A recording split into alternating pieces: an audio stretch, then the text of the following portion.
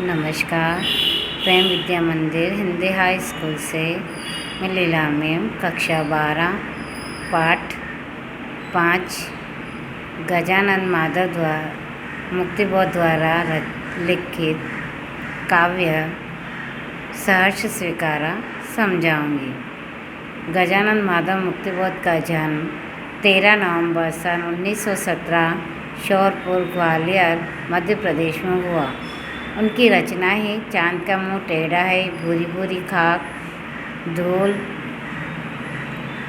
काट का सपना, विपात्र, सतह से उठता आदमी, ये कथा साहित्य, कामायनी एक पुनर्विचार, नई कविता का आत्मसंघर्ष, नए साहित्य का सौंदर्य शास्त्र, आखिरी रचना क्यों नाम से समीक्षा की समस्याएं, एक साहित्यिक की डायरी, आलोचना, भारत इतिहास और संस्कृति।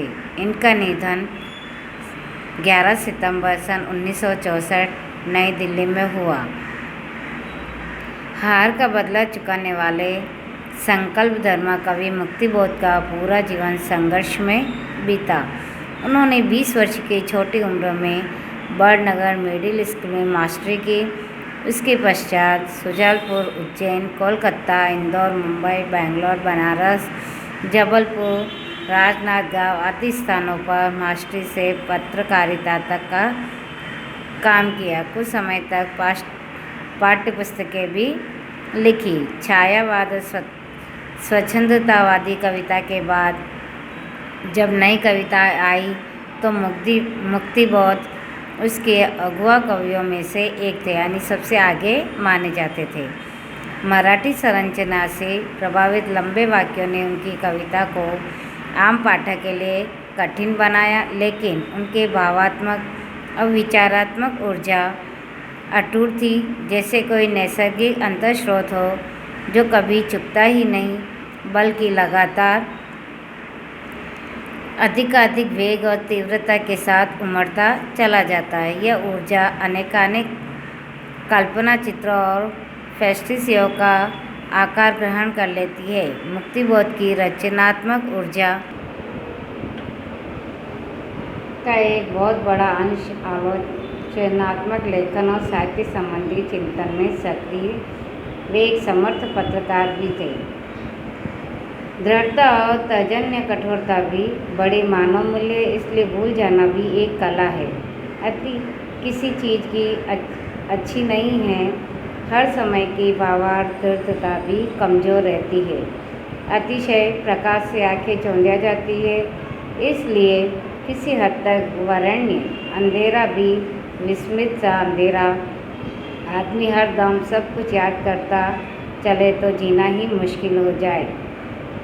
इस तरह मुक्तिबोध की कविता सामान्यतः बहुत लंबी होती है। उन्होंने जो भी अपेक्षाकृत छोटे आकार की जो कविताएं लिखी, उनमें से एक है सहर्ष स्वीकारा है, जो बुरी बुरी खाक धूल में संकलित है। एक होता है स्वीकारना, दूसरा होता है सहर्ष स्वीकारना, यानी खुशी खुशी स्वीकार करना। यह कविता जीवन के सब सुख दुख, सहर्ष, अवसाद, उठा पटक, समय भाव से अंगीकार करने की प्रेरणा देती है। कवि को जहाँ से प्रेरणा मिली, प्रेरणा की उस तक भी हमको ले जाती है।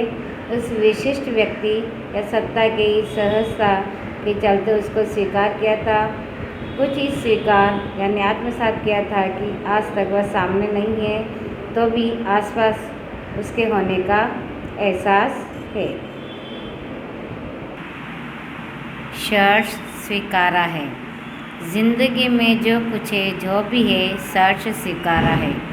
कवि कहता है कि जो मेरी ज़िंदगी में है, दुख है, सुख है, वो मैंने अपने जीवन में सहर्ष स्वीकार कर लिया है। इसलिए कि जो कुछ भी मेरा है वह तुम्हें प्यारा है। इसलिए स्वीकार किया है कि जो कुछ मेरा था वो सब तुम्हें प्यारा था और तुमको प्यार था उससे, इसलिए मैंने उसको सहर्ष स्वीकार कर लिया है कि जो तुम्हारा है, कुछ मेरा है, वह अवश्य ही अच्छा है, इसीलिए उसको स्वीकार कर लिया।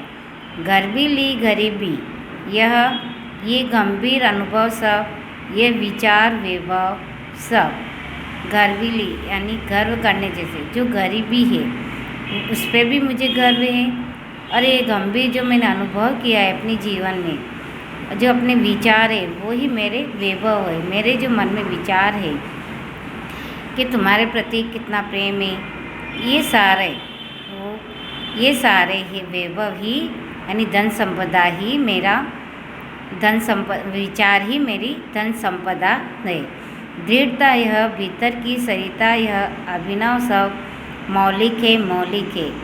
इस दृढ़ता पे रहना ही मेरे भीतर की सरिता यानी मन के जो भाव है, सरिता यानी नदी, मन के अंदर बहने वाले जो भाव है वह मौलिक है यानी अलौकिक है।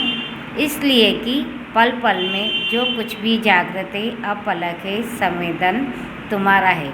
जो अंदर हर पल मुझे जागृत करता है, अपलक दृष्टि से जो देखता हूँ, संवेदना का भाव प्रकट करता हूँ, वो सब कुछ तुम्हारा है। तुम्हारे प्रेम के ऊपर ही सब कुछ मुझे जागृत करता है। जाने क्या रिश्ता है, जाने क्या नाता है, जितना भी उड़ेलता हूँ भर फिर आता है। वो ईश्वर से यानी अपने प्रेम करने वाले से कहता है कि ईश्वर से कि मेरे आपसे क्या रिश्ता है, क्या नाता है, क्या संबंध है, कि जितना भी मैं उड़ेलता हूँ यानी बाहर निकालने की कोशिश करता हूँ, उतना फिर वो भर जाता है।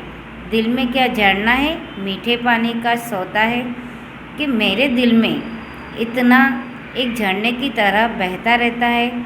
जिस प्रकार झरना बहता रहता है, उसका कोई छोर नहीं होता है, उसी प्रकार कवि के मन में भी, कवि के दिल में भी वो झरना बहता रहता है, वो मीठे पानी का स्रोत बहता रहता है। भीतर वह ऊपर तुम यानी भीतर उस प्रेम का स्रोत ऊपर उन ईश्वर।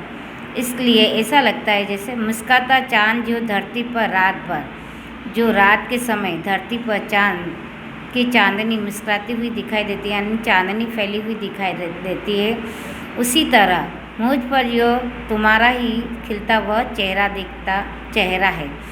ऐसे लगता है जैसे कि तुम्हारे खिला हुआ चेहरा मुझे दिखाई दे रहा है।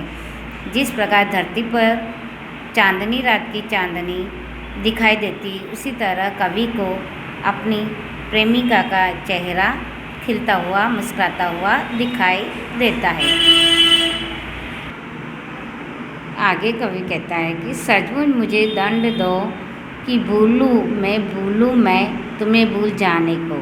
यहाँ दो बार भूलूँ मैं कहाँ है, तो एक भूल जो उसने कवि ने की है, दूसरी भूल उसके बारे में जो कवि उसको भूलना चाहता है।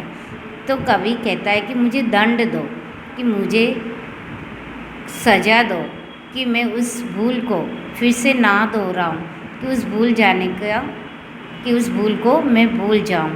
दक्षिणी ध्रुवी अंधकार अमावस्या, शरीर पर, चेहरे पर, अंतर में पालू में, जेलू में, उसी में नहालू में।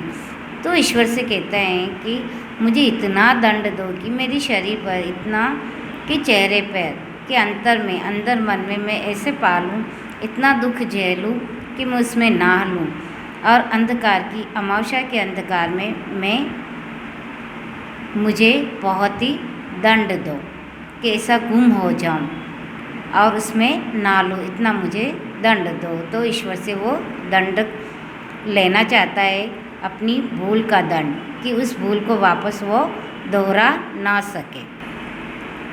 इसलिए कि तुमसे ही परिवेष्टित आच्छादित रहने का रमणीय उजेला अब सहा नहीं सहा जाता।